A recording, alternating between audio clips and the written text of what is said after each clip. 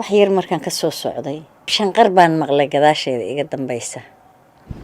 saanaan u fiiriyey qof jaakad qaba oo sanku u xiran yahay oo dhalinyaro baa i daba socota waxba uma qaadan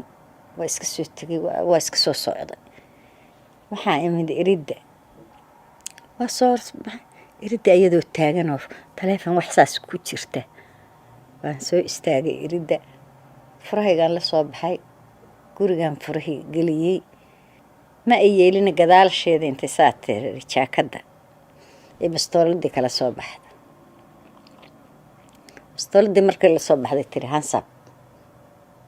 saasay iigu soo taagtay Soomaaliba waa taqaanaa dhiig jinnaa ku jira intaan saas u fiiriyey oo furihii sii daayey oo furihii guri meesha ka lusho baa irmaanaa bastooladii la soo baxaysaa ee odda iiga qaada halkaas iiga dhacda